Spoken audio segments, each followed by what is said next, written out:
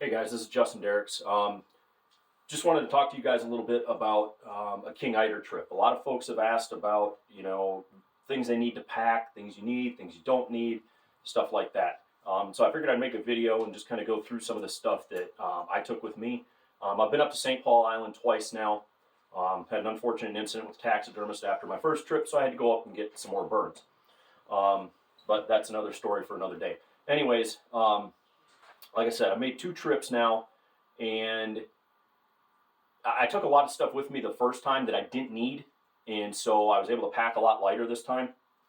And with St. Paul being a very remote destination, the island's only 12 miles long by 5 miles wide, so there's not a lot there. So you don't need a whole lot. But I'm going to go through this stuff and help you guys out for packing. So what's going to happen is you're going to have to get to Anchorage first, all right? So you're going to fly in on a normal commercial flight, wherever that is, your hometown, to Anchorage. Once you get to Anchorage, you're going to go from Anchorage out to St. Paul Island. And there's 2 ways to get out there. Now, I went with Charlie Somerville of Aleutian Island Waterfowlers. Charlie hires out a private charter to get from Anchorage out to St. Paul, all right? When I was there previously, which was about 6 years ago, they did not have the private charter. They were flying via Raven, all right? And Raven is your typical commercial plane, all right? And what I can say is Raven is very hit or miss on whether or not you get out to the island, or back for that matter, all right? When it comes to the weather, because St. Paul, if you've ever watched Deadliest Catch, you've seen what the Bering Sea has to offer in terms of wind and weather and everything else. So, it's very hit or miss. So when you fly out on Raven, what can happen is if they are able to get out, bags may need to be bumped for whatever reason. So your stuff may not fly with you. So that's why it's very, very important to pack minimalistic to get out there. The private charter, obviously it's just you and your group and your bags and your guns. All right. So I'm going to go through the bags here real quick, and then I'll talk about some of the procedures and things like that. All right. So again, trying to pack with the minimalist mindset. All right. When you go out there, you don't need a whole lot. Okay. Consider it a remote camp. Okay. So you don't need a whole lot. You need some stuff for hunting, and you need a little bit to lounge around in the lodge with. Okay. So starting off, just like with anything else, okay. Pack a couple of pairs of underwear, a pair of jeans and a t-shirt and a hoodie, to fly in, just to get out there. Okay. Now, as it comes for hunting, you don't need, let me back up a second. The stuff you travel in, you don't need a whole suitcase. All right. You need some clothes to fly into Anchorage and some clothes to fly out of Anchorage. Okay. That's really all you need. So really you could get away with like 2 pairs of underwear, 2 t-shirts, a hoodie, and a pair of jeans, and a couple of pairs of socks. That's all you need. They do have washer and dryer there on the island, so if you do need to do laundry, you can do that there as well. Okay.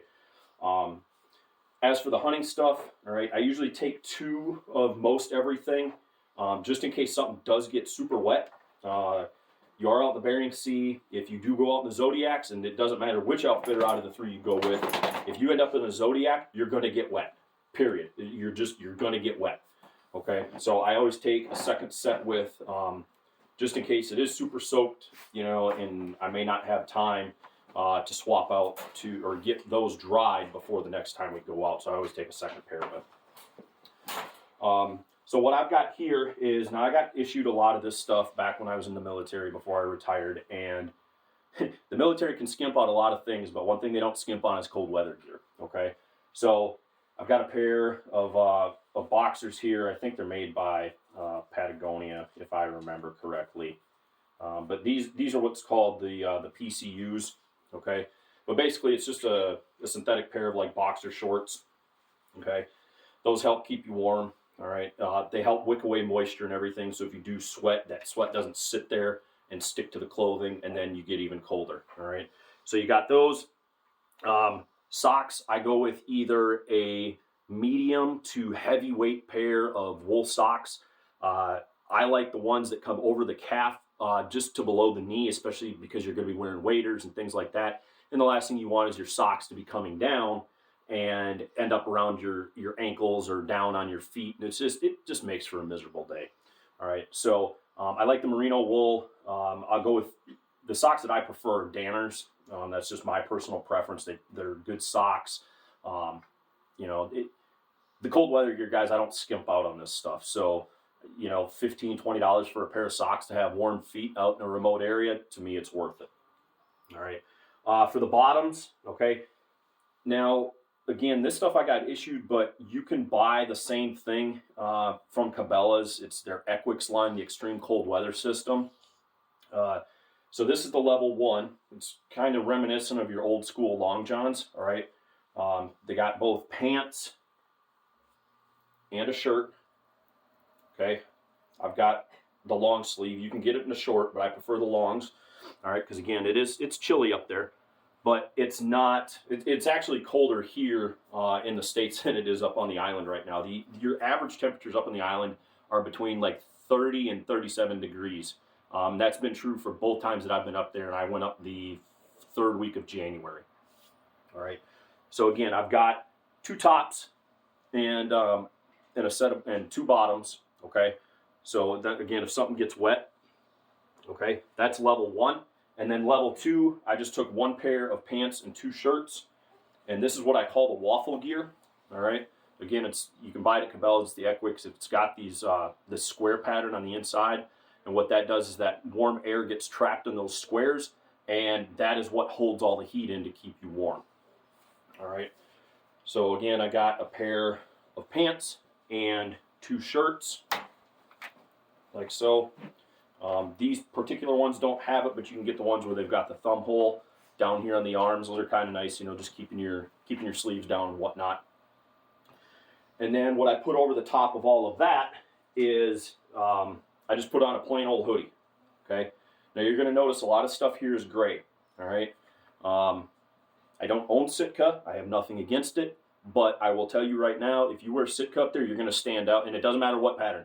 If you wear Sitka up there, you're gonna stand out like a sore thumb. You're hunting out of boats, which is equivalent to like a layout boat out of the Zodiacs, or if you run in one of the bigger boats, they're gray, or you're hunting off of gray to black rocks, okay? So again, if you wear Sitka, you're going to stick out like a sore thumb. So just keep that in mind. All right. So again, just a plain gray sweatshirt. All right. This 100% cotton, whatever. And I just put that over the top. And then for pants, what I wear is just a basic pair of cargo pants. These are 100% cotton. You can also do the 60-40 nylon cotton blend. It helps wick away that little bit of moisture, and it's just another barrier to keep any moisture off of your skin, okay? And then obviously once you get back to and you get back out of your waders and into your boots, it's easier to lounge around in these, or, you know, if you got work that you got to do, then you got a pair of pants on over the top. Okay, again, 2 pairs of those. When it comes to boots, all right, Charlie's going to tell you, or any of the other guides will tell you, you only need 1 pair of boots up there. You can either wear your traditional hunting boot. Highly recommend that they are insulated with Gore-Tex. You can either wear your traditional style boot, or you can wear the knee boots, you know, your standard extra toughs or muck boots or anything like that. You know, just something to keep your feet warm. All right. Next thing we're going to talk about. This is always one of the big questions. Gloves. What do I wear for gloves? They will recommend that you take Atlas Crabber gloves. You can take those. I've got those gloves, and I love those gloves for when I'm running my own boat, I'm driving, I'm setting decoys, all that kind of stuff. I do not like them for shooting. To me, they do not have enough dexterity in them for me to be able to feel my shells, pull them out, get a positive grip on my gun for reloads, getting my finger through the trigger. So what I've got here, I've taken these on both trips with me. These are made by Outdoor Research. These are the model called Vitali, V-I-T-A-L-Y. They don't make this model anymore. However, these are skiing or ice climbing gloves, okay? What's nice about these, and this is what you need to look at for all your gear, is it windproof, not wind resistant, windproof and waterproof, all right? These are windproof and waterproof. They've got a little bit of texture here. You can see these are well worn, okay? With the texture here, I get a positive grip on my gun, even when I'm soaked, because you are going to get soaked, your gun's going to get soaked, and you want positive grip on your gun. It also allows me to grab my shells out of my pocket and be able to reload. I can take the safety on and off with these gloves. I don't have to take it off. I can get my finger through the trigger well, no issues getting it out. They work really well, okay? The other thing is too, is you want something with a longer cuff, okay? So when I put these on, you're gonna see how high up these go. You're gonna want something with a longer cuff. If you get a glove that's down to here, you're gonna have room between your glove and your jacket, and you're gonna have the potential for water to go down in there. What I like about these is you can see how big these are right here. I can slide these over my jacket. The other good part is, yes, you've got your cinch downs right here, but you've also got the finger loop here, which is nice and big, so I can put it on and I can actually give a nice big pull to get everything on nice and tight, all right? What I like to do is I take a little S-beaner, all right, little carabiner, I just clip them on, and then I'll just clip them right up here to my jacket, so that way I've got them, they're easy to get to, I'm not, fumbling around in my jacket, in my pockets, trying to get my gloves out, okay? But again, gloves are very important. Here in the States, I do a lot of sea duck hunting. I don't hunt with gloves. I just don't. I deal with the cold. I'll put my hands in my pockets, and I just deal with it. Up there, I hunt with gloves. These things will save your hunt. Okay, so make sure you invest in a quality pair of gloves. Next thing, some guys wear them, some guys don't, is a balaclava. All right. Again, this one's from Outdoor Research. This one's, I believe, called the Ninja Clava. Again, wind-proof and waterproof, all right? What's nice about this is I can keep all of that wind off of me, and as I get it over the top, okay, I can put it up over my nose, and I can pull it down nice and tight over my eyes, so I've got the least amount exposed, especially on those days when that wind's blowing and you're catching a lot of salt spray, or if it's even snowing like we had out there, it minimizes the impact that it's having on your face, all right? Keeps your ears warm, keeps your face warm, all right? And if I need to, I can pull it down below my nose, or if I want, I can pull it all the way down over my chin to have my full face exposed, all right? But again, keeps you nice and warm, keeps all the salt, the water, and everything else off of your face, all right? And then I just have a regular, gray beanie or stocking hat that I'll put on over the top of that, just to kind of help me blend in a little bit. Again, you're hunting sea ducks, but when you go up there the last week, they've been shot at for a while, they know what the deal is. So every little edge you can get, the better, okay? Micro fleece works well for those. Next little thing I'll talk about is, obviously, make sure you take any pertinent cables with you for your phone, camera, GoPro, shot cam, whatever it is you got. Make sure you got all your cables. Where we stay at with Charlie, there's plenty of outlets. I don't have an issue plugging my stuff in. Another thing that you're going to want to take with is a little thumb drive, okay? Whether you're up there with other folks, you can get pictures from them. Again, most people take the stuff on their phone now, but when we go with Charlie, Charlie will make up a video, and he's got all the pictures, and he puts them on his computer, and then he just downloads them onto a thumb drive for everybody, so everybody leaves the island with their photos on their thumb drive, okay? So make sure you take one of those. All right, let's talk about guns and ammo real quick. Guns, take whatever you want up there, all right? It doesn't have to be a $2,000 auto loader, all right? If you want to go up there and rock a Remington 870, it'll be just fine. That's what the natives hunt with, and they do just fine with it. I've had mixed reviews from folks that I've talked to on double barrels. Some of them love them. A couple of the guides I've talked to have had guys that come up and their guns freeze up, all right, for whatever reason. So just be cautious on an over-under, all right? But if you take up an auto loader, all right, make sure that you have fresh springs in your gun, okay? That includes in the magazine tube, that includes your buffer spring, all right, that operates your bolt back and forth. Those buffer springs, those can get rusty and they can wear out. And when it gets cold, they get wet. That salt water up there will rust everything in an instant. So if that stuff gets rusty, it's going to start slowing down, and you're going to have issues loading up your rounds, okay?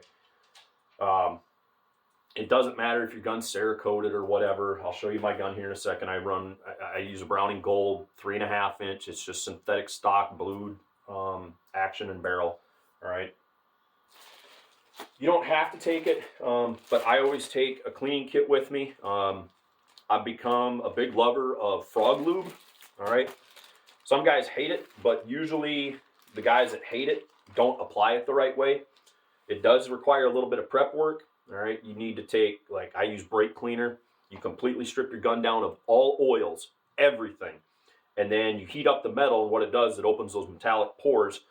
You put on the frog lube the first time, and what it does is as that metal cools, those pores contract, and it'll bring down that frog lube into those pores.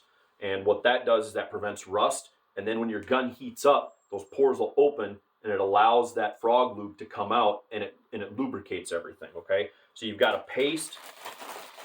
Like I ordered this little kit from Frog Lube, and in the kit, you know, it comes with a paste, and it comes with a liquid, and it comes with a degreaser and a spray. That degreaser and a spray is not going to be enough to completely degrease your gun. And then I just put in a, you know, your standard like nylon brush tooth cleaner in there, as well as a little rag. Okay, but I use the Frog Lube. It hasn't failed me yet in 2 trips, and I've been using Frog Lube on this particular gun for the last 7-8 years. All right, and it's given me no issues. I really like the stuff. It works really good in the salt, works really good in the sands of California. It's been out there. The freezing stuff out here on the East Coast gets wet with salt water, everything else, and it operates flawless. All right. A couple other things I forgot to talk about with clothing. All right, make sure you take yourself a little laundry bag with, and get these at Walmart for a few dollars. You know, just helps keep all your stuff, you know, nice and organized. So then, you know, just walk down to the washroom and you get all your stuff washed out, and then take a pair of you know, insulated Crocs or flip flops or whatever it is you want to lounge around in the lodge with. Now back to the guns and ammo. Talking about cleaning kits again, I also take a bore snake. I can't speak for the other 2 lodges. Charlie's lodge has 4 or 5 bore snakes in their gun cleaning room, okay, but I always take one with. That's the military side of me. I'm always self-sufficient. And then I also take, on like a trip like this where I can't take a whole lot with me, I'll take a small set of screwdrivers, a Phillips and a flathead, a Gerber multi-tool, and then I take a dental pick with me too.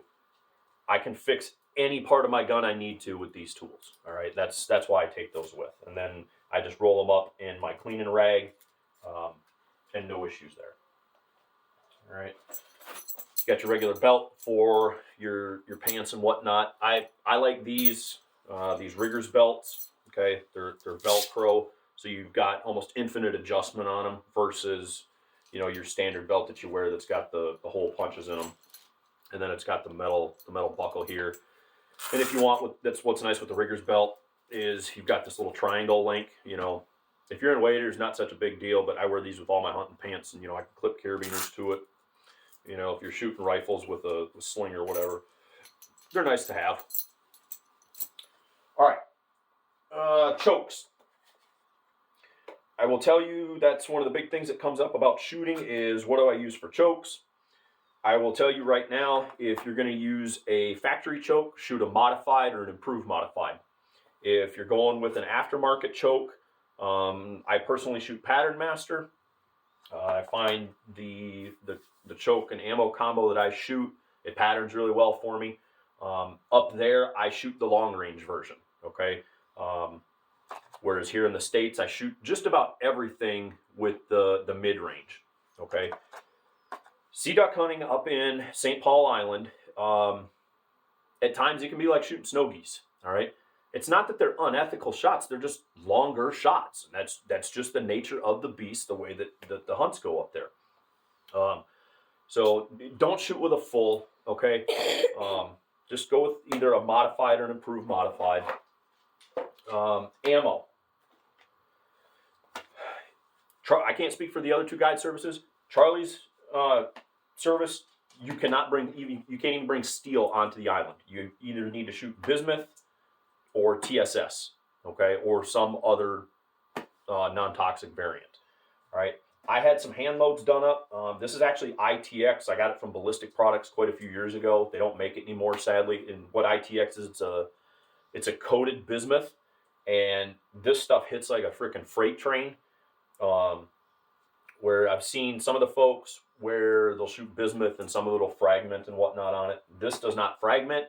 The stuff holds together really well, and like I said, I've harvested the North American 41, so I've literally shot every bird that North America has to offer, and the King Eider is the toughest bird to kill. It just is. I tell people all the time it takes one shot to put them down and the other 24 to kill them. They're very, very hardy birds. So when you hit these birds, you want them dead. So either shoot, I would say Boss, any other type of bismuth. If you can afford it, go up to the TSSs. For me personally, I like shooting the number 4s, either the ITX or the Boss. If you're going to shoot TSS, 7s, 8s, or 9s, it'll kill them stone dead all day. All right, but that's what I shoot. As for the amount of ammo that I take, yes, I know what the airlines say. The airlines say 11 pounds of ammunition. I've yet to meet the airport agent who knows what 11 pounds of ammunition looks like, okay? And again, I've traveled all over the country. I fly with guns all the time. I've never had an issue with the amount of ammo I take, okay? The first trip I went up there, I took 7 boxes of ITX because I didn't know what it was going to be, okay? And I think that one, if I remember correctly, I think I went through about 3.5 or 4 boxes. Now, again, a lot of that is water swatting birds to try and put the kill shot on them, so on and so forth. This time I went up, I took 2 boxes of my ITX, and I took 80 rounds of Boss. I didn't even shoot 1 box, and I shot my 4 Kings, and I shot a Harley. All right?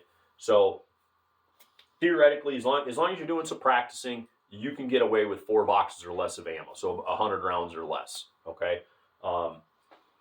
If you want to be on the safe side, go ahead. Take yourself 6 or 7 boxes. Again, I can't speak for the other guide services. Charlie has ammo up there in case you run out. You can buy ammo from Charlie. But again, I like to be self-sufficient. I pattern my guns. I know what shoots. I know what patterns. And so I take all the stuff that I know shoots out of my gun. All right. When you are out in the boat, you'll notice I have everything inside of a blind bag. The only reason I have stuff inside of a blind bag, my ammo, is so it doesn't get bounced around in my bags going through the airport. I take this bag and I put it into my duffel bag that you'll see on the still shot that I put up. And again, just so it doesn't get crushed, it doesn't get busted open, because as you all know, when you fly through an airport, your bags don't get treated very well. They get treated like a football. Okay, so again, I just put it in here, keeps everything nice and organized. I'll put my chokes in here, some of my cleaning stuff, and everything's just nice and compact. When you go out hunting in the boats, you're going to take a Ziploc baggie, you're going to put it in your pocket, and that's what you're going to put your shells in. You don't need it in one of these, because all you're going to do is this thing is going to get soaked and it's going to fill up with water, and then all your cardboard is going to turn to mush. Okay, so again, I've got this just for getting me through the airport. All right, next thing I'm going to talk about, cooler. Okay, I bought this little Coleman soft-sided cooler. I got it off of Walmart. I want to say I paid like $25 or $30 for it. As you can see, it folds down nice and small, okay? If you want to take your Yetis or Arctics or whatever, you can, those soft sides, but they're not as compact. What's nice about this is I can do it just like this and compact it down if I've only got 1 or 2 birds. If I have a lot of birds like I did this last time, because I also did some beach combing and found some little trinkets and artifacts on the beach to bring home, I just put the sides up. All right, it's nice and rigid. You can fly back with it on the plane. Do not put this into cargo. Take it with you on the plane, because God forbid this bag gets lost. This is probably one of the most expensive bags of ducks you've ever had in your life. So take it with you as a carry-on. I didn't have any issues. I flew all the way from St. Paul Island. You'll fly back to Anchorage. You can put it in their freezer overnight. Okay. I stay at the Millennium Hotel, the lakefront. That's where Charlie tells you to stay at. That's where most of the crab guys go before they fly out to their rigs. And they're used to having hunters coming through. They've got a storage room They've got a freezer you can put all your game in, okay? So you can just put the whole thing in there. And then I just take it the next day and I hop on the plane with it. All right, and like I said, I flew all the way from St. Paul to Anchorage, and then from Anchorage all the way back to the East Coast. I'm currently living in Virginia. The first time I did it, flew back, I left at 6 o'clock in the morning, got home at, I don't know what time at night it was. Last night I got home at about 10 o'clock, and the birds are still nice and frozen. You're not going to have any issues with them staying frozen until you get home. All right, next thing I'm going to talk about. Traveling with guns and packing, okay? This is an Apache case that you can get from Harbor Freight. I've traveled all over the world with Pelican cases back when I was in the military. Love me a good Pelican case. I don't like the price. These Apache, I think this is a 9800 gun case that you can get from Harbor Freight. They're half the price of a Pelican, and they hold up just as good. I've had this for, 5 or 6 years, and this thing has been in airports all over the country, and it still holds up just as good. Something I do a little bit different when I fly to Alaska. You'll notice over here, and even in here, I take out all the foam, all right? Here's a little tidbit about guns if you've never flown with them. A firearm must fly with you. It must fly with the passenger on the plane. They might bump your bag or your clothes bag. Your gun bag will never get bumped, all right?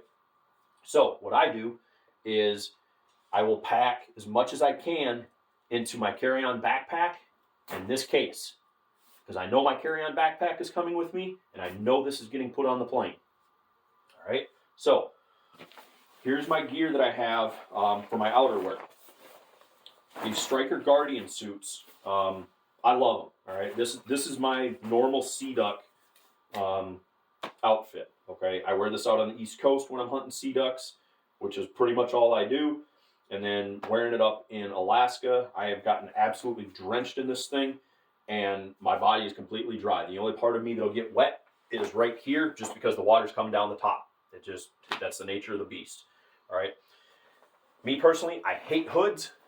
Make sure you have a hood when you go up to St. Paul. You're going to want it, especially on the ride out. The ride out and the ride back is when you're going to get soaked the most. All right. So make sure you have a hood. One thing I took last time that I did not take this time was a pair of goggles. I really wish I would have had my goggles with for day 2, because we had snow blowing, and when it's blowing 40 miles an hour, it feels like pins and needles on your face, especially in your eyes. It hurts. So take a pair of goggles with you. I've got a pair of Oakleys that I really like. I got those issued back in the day. But you can wear snowmobiling goggles, ski goggles, just any type of goggle like that, just something that's going to protect your eyes. I prefer the clear lenses. I don't like the darkened lenses or the reflective ones. That's just a personal preference of mine. But again, the Striker Guardian, I really like this stuff. It does float, so God forbid you do go overboard. It does float. But again, it helps keep you nice and warm and dry. These were initially designed for ice fishermen, so you know it's built to handle the cold. All right, and so you got these little D-rings up here. Again, this is what I hook my gloves to, and then I just put my ammo and everything down here in these pockets. All right, so that's my top layer of my gun case. All right, since we flew private charter this time, they did not want us flying with a hard case out to the island. They wanted us flying in a soft case to help reduce weight. So make sure you take a soft case with you, and I just put that right inside my gun case. All right. That's the last time you'll see your case, is once you get out there, because you'll put your gun up in the gun room, and you won't take it out in the boat, because all it's going to do is it's just going to get soaked. It's not going to do you any good. Your gun's going to get soaked regardless. So it doesn't even matter. All right. When I fly, yes, you can take your gun and you can have it completely put together. Okay. Again, if anybody's a TSA agent out there, if it doesn't apply to you, it's water off a duck's back. There are not a whole lot of TSA agents that have a clue what they're looking at when they look at a firearm. Okay, so what I do to make things extremely easy, because I've had it happen many different ways. All right, when you get to the airport, they're going to ask you, or you're going to tell them, "Hey, I have a firearm to declare." Okay, So what's going to happen is you have to have the case. You must have the number of locks that you have holes in your case. So if you have 4 holes in your case, you have to have 4 locks on it. Okay, these Apaches only have 2. All right. Regardless of what the website says, do not use TSA locks. Again, do not use TSA locks. Use a standard key lock, doesn't matter what it is, but a standard key lock that only you have the keys to. No one else is supposed to be able to access your gun case but you. All right. Now, one thing that I do to help me is if I get 2 of the same locks, I'll just take 2 different pieces of electrical tape, 2 different colors, and I just color coordinate them. Green with a green key, purple with a purple key. All right. And so that way it just helps speed along things at the airport instead of trying to dig through a bunch of keys. I also have 2 sets of keys. I put one in my bag as an extra, and then I have one on my actual key ring that I've got my car keys and everything else on. So if one does get lost, I have a backup set and I don't have to worry about cutting my locks. All right, what's going to happen? You're going to go up, you're going to say, hey, I have a firearm to declare, and they're going to hand you this piece of paper. It's a firearms declaration basically stating that your firearm is unloaded, it's in a safe condition, so on and so forth.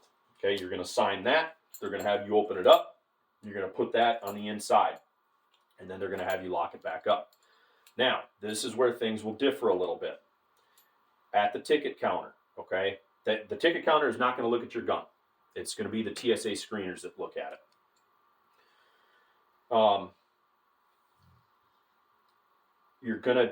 They'll do one of a couple of different things, and I've had it done multiple ways. Some airlines, they will just take your gun case right there, they toss it behind them on the conveyor belt, and they just do everything from an x-ray.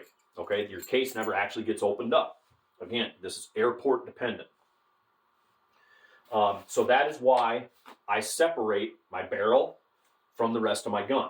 Okay, so when that goes through x-ray, lowest common denominator can see there's absolutely no way that that gun can be loaded. And that way I never have to worry about getting called back. I never have to worry about something happening to my case that it doesn't get put on, whatever. I make it stupid simple. The KISS method. Keep it stupid simple.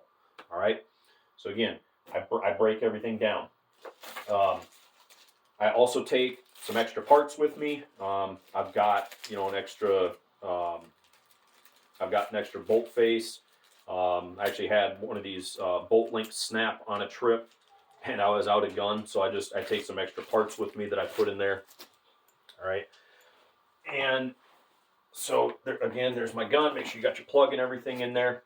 And then what I put on the bottom is my bibs. Okay. If you're in one of Charlie's big boats, okay, you'll wear bibs in your boots. Okay. So that way you don't have to deal with waders. Again, these are the Striker Guardians. I love these things. You can get absolutely soaked in them, and it doesn't soak through. You're soaked on the outside, but the inside's nice and dry. All right. Last thing I'm going to talk about.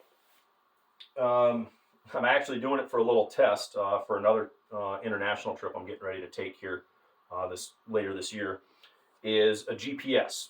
Okay. All the places I've ever flown, I've never ever had an issue with a gun case getting lost, not showing up, not getting put on the plane, what have you. Okay. Again, that's been all in the States. Getting ready to take an international trip, and so international rules are a little bit different than the way they are in the States. Okay. So I bought one of these GPS trackers. I bought it early enough because I wanted to test it to see how good it actually was. This one you can buy off of Amazon. It's called a Tracky, T-R-A-C-K-I. All right. And I think I paid $20 for this, and then you buy it as a subscription, right?